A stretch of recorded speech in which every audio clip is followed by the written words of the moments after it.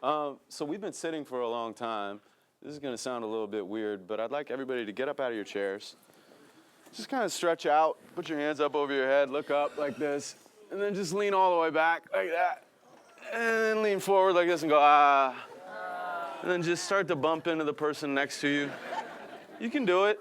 Don't hurt anyone. But everybody, turn this direction and start to massage the person in front of you. Yeah, that's right.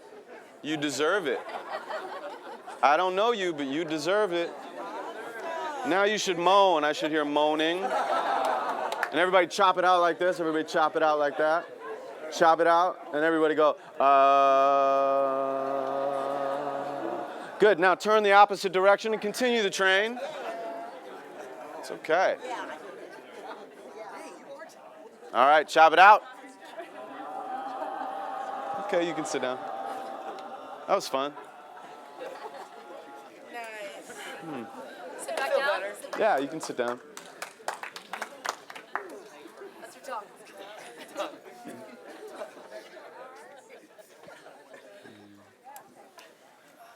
Most people don't change. I mean, they won't change. I mean, they can change, but usually they don't change. I find it so strange. People just continue to repeat the same pattern, like the consequences of them doesn't matter when they do. What if God put a magnifying glass over you, over me, over everything we see, and this world is an experiment for your soul to survive, separated from our infinite whole? I wouldn't know joy unless I knew pain. I'm looking for a new way to say the same old thing. They say the same old thing and then expect a different response. It's hard to explain. I guess your heart wants what it wants. I used to think there was a right and a wrong. Now I know that I was wrong, so I write, darkness is a form of light. I used to think that I was mad at you. I was really mad at me, but in retrospect, that's how it had to be. I used to think I knew some shit. Now I know I don't know shit. But at least I know enough shit to know I don't know shit. I'm a hitchhiking ghost trying to find his way home. Every mistake that I make, I put inside of a poem. She wants to change her man, but she's focused on her man. She should focus on herself, rearrange her mental health. He wants to change his girl, but he's focused on his girl. He should focus on himself, rearrange his mental health. We want to change the world, but we're focused on the world. We should focus on ourselves. Why do I repeat myself? Everybody's superpower doubles as their kryptonite. I think too much to sleep at night, but that's what makes me rip the mic.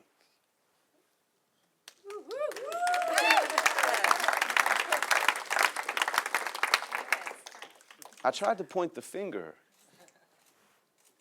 but I saw myself in your eyes. There is a reflection of perfection that is hard to deny. See, every cloud is separated, but a part of the same sky, like every baby is created at the start of the same lie. Heaven and hell are in the same place. We just get there differently. At the end of our journey, there is simply symphony. Thank you.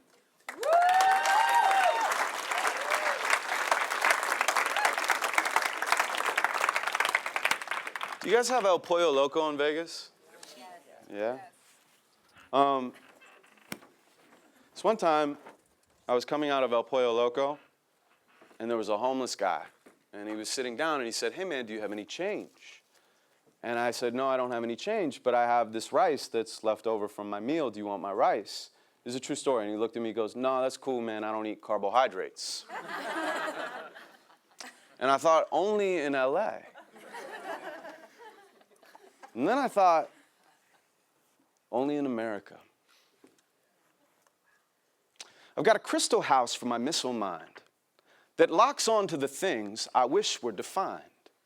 In a blanket of stars, or a ripple of time where we get to stop, pause, fast forward, or rewind. See, we are all going nowhere, So I became a nomad with no cares, a notepad scribbling soothsayer, a truth slayer with a pen as a sword, swinging a cyclone simile, the same as before. See, I am trouble devised, inside a subtle disguise, in a fake little bubble with a city inside. It's all marketing lies. When 5 guys in a high-rise decide to supersize my fries, so now I've got an ass that is big enough to ride, and I could start a fire from the friction in my thighs. I'm sitting on my Velcro couch with a chicken pot pie and a cell phone pouch and a flat screen life like, hey, oh, I'm about to buy a bunch of shit that I don't need.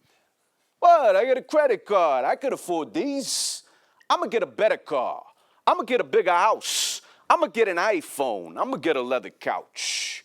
I get a gym membership that I won't use. I'm gonna pop prescription pills and drink booze. I'm gonna cap my girl fake boobs. I'm gonna get a pair of baby alligator shoes and a 3-piece suit. I'm a legend in my own mind.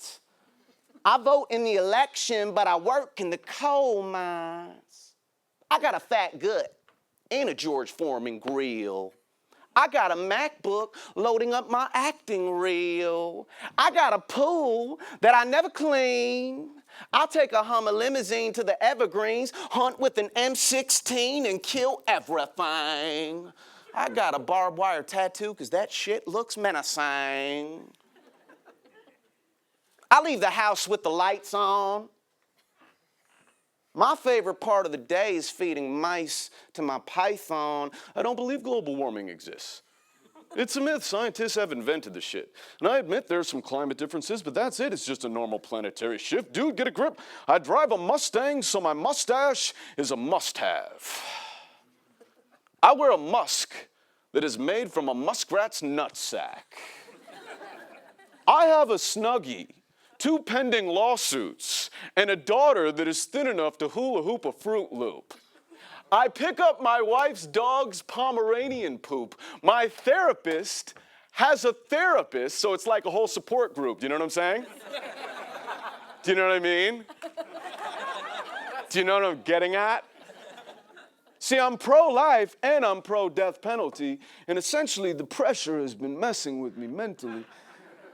God, tell me what to do. I know that no one can be as hypocritical as you. Isn't that true? We should get some new shoes. Let's hit the mall, y'all. Shop until we feel used. I want it all. Call Janie. Tell her where we are. Well, fuck it. She can just record it on her DVR. I'll text her from the car. But bring me Xanax, because Amber's dating Xander, and it's making me all manic. I saw them at the Standard getting hammered, and I panicked. I just don't understand it. He's taking me for granted. I haven't felt this bad since I saw the Titanic. And to be perfectly candid, I can barely stand it. I want to cry, and I don't know why.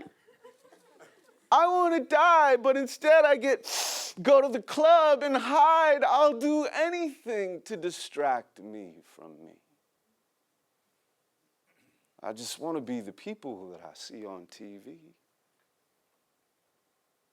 I'm the land of the brave and the almost free. I'm America, and I'm beautiful as can be. Thank you.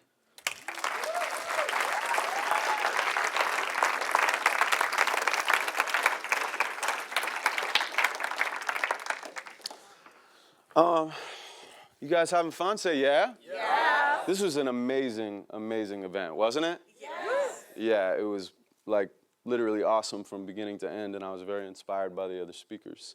So it's a blessing to be here. This is a true story. This one time, I saw a dude who worked for Vons collecting stacks of shopping carts in the parking lot with only one arm. Now, I should say that on this particular day, I had been feeling down about myself, depressed about some stupid shit, complaining in my head that I'm not as far along as I would like to be, that life is victimizing me, and mind you, I was buying food at the time to put into my car, to put into my house, to put into my fridge, to put into my mouth. And that's when I saw him, 10 carts deep, pushing them with one arm down the street, whistling.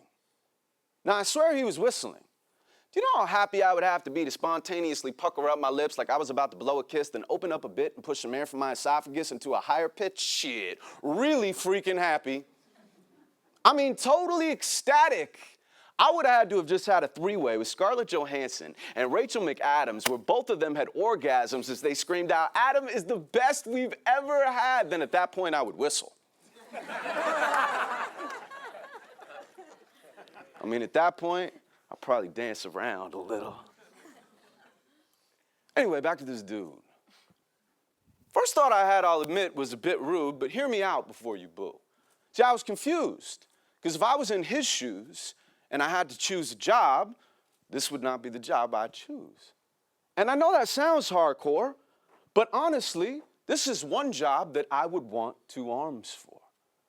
Now, that being said, this dude was a mother-freaking gangster.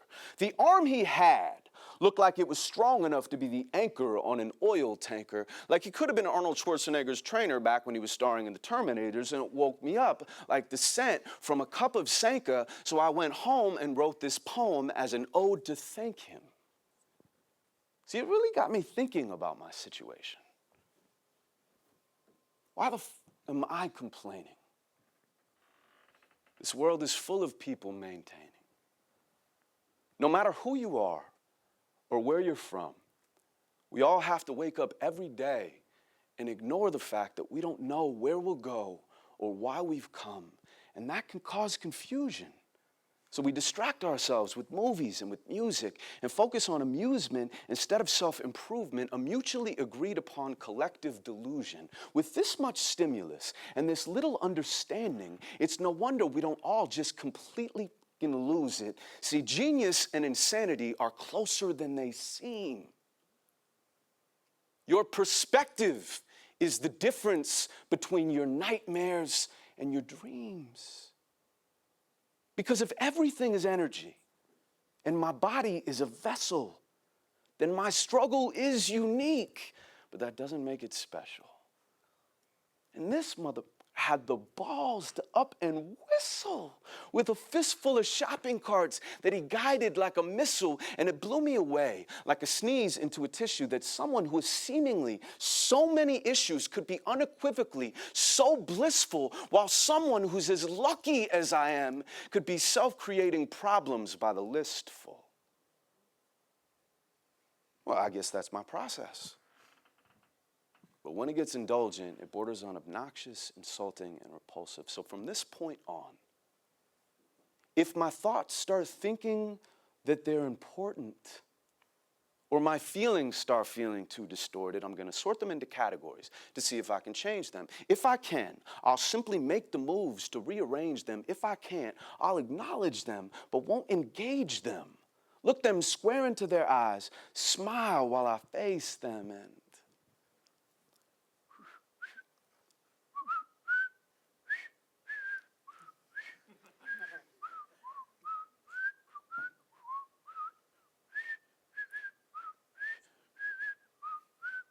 do that shit with me.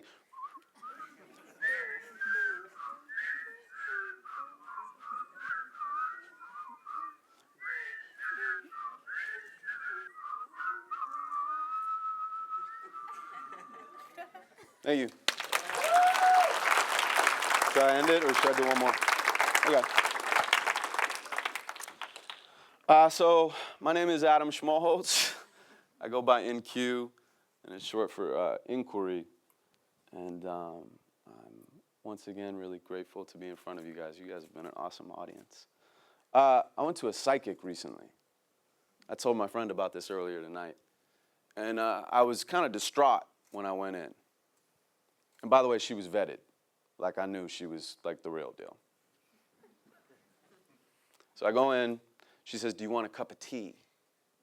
And I was like, "Yeah, I would love a cup of tea." She makes me the cup of tea. She brings it back. She puts it in front of me. And she says, "You are a spiritual being having a human experience. And this is a spiritual being having a tea experience. And it's a miracle. And it's here for you. And your problem is you don't look at your life like that."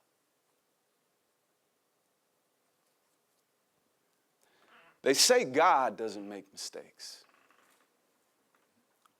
He makes trees and leaves and skies and lakes, birds and bees, seas, and even the snakes, the sun, moon, and the stars, alleys, bars, cars passing in the dark echo like my breaking heart.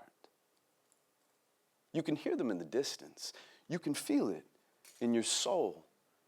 You've got to break yourself apart if you want to be whole.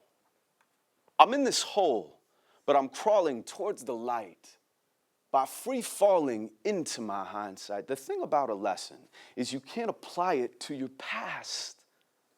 Life isn't as simple as it seems in my photographs. Love isn't something that you feel. It's something that you do. Every single moment is a miracle that can redefine you. Every obstacle is an opportunity in disguise. You can tell I've gone through it by this look in my eyes. This is not just an idea that I read in a book. I am opening my chest up and I am daring you to look. Are you scared of the mirror that you see in my face? Switch a couple details, you could be in my place, drowning in tears of joy from the rush of a battle. See, I killed off my ego, but my regret has a shadow, and I'm proud of my progress. The process is magic.